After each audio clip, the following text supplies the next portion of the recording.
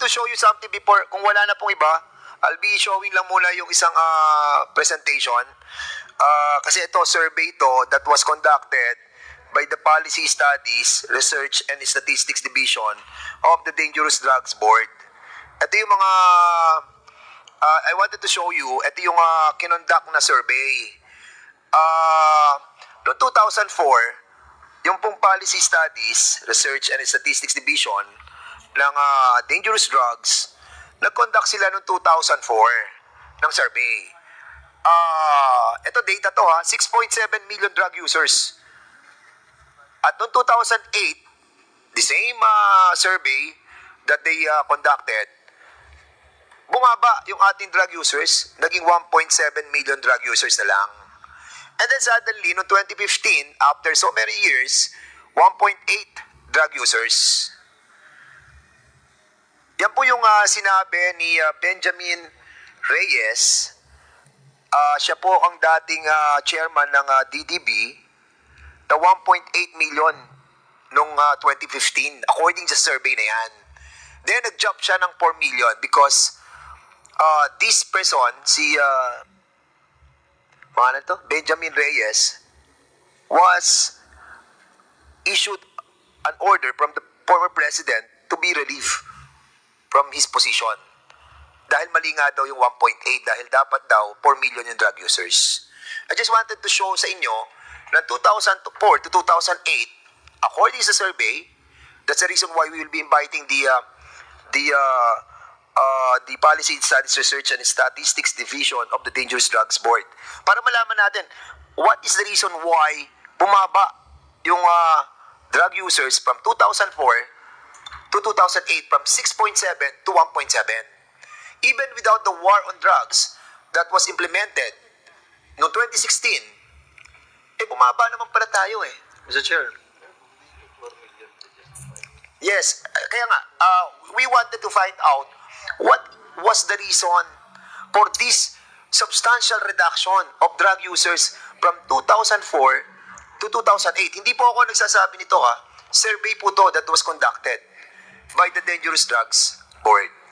So we want to find out ano yung policy that were conducted during that time that lead to substantial reduction of drug users.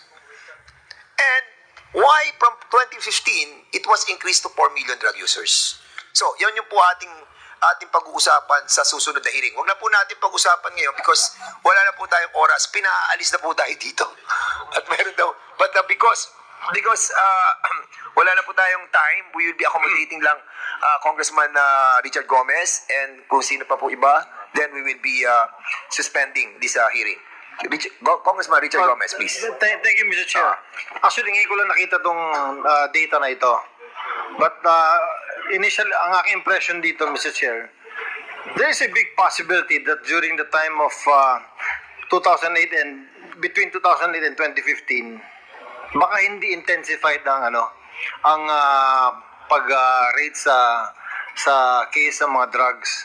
Because in 2016, when the President Duterte sat, there was a strict order na magkaroon ng fight against drugs.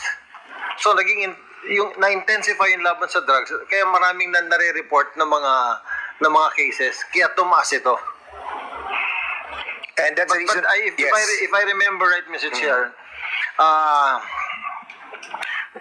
don't know if that was during the inaugural sona ni President Duterte or one of his press conference. Sinabi niya na the reason na gusto niyang gawin tong fight against drugs is because the Philippines is already becoming a narco state. Or parang sinabi niya, we are already in a state of narcotics. Parang it's something to that effect. That is why na-intensify yung fight against drugs. And that is isusuporta ko yung sinabi ni General Fajardo na during the time na COP siya, hindi ko alam kung LCE tayo nun na chairman, talagang yung mga police, inutusan talaga na mag-intensify sa laban sa drugs. And siguro that is the reason kung bakit mataas yung reporting ng the year 2016 na umabot siya ng 4 million. Yes.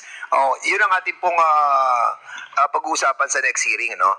Yung sudden jump from 1.8 to 4 million. And at the same time, ano yung policy that was implemented from 2004 to 2008 until 2015?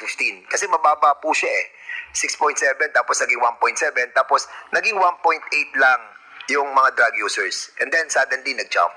So yun po tayo sa next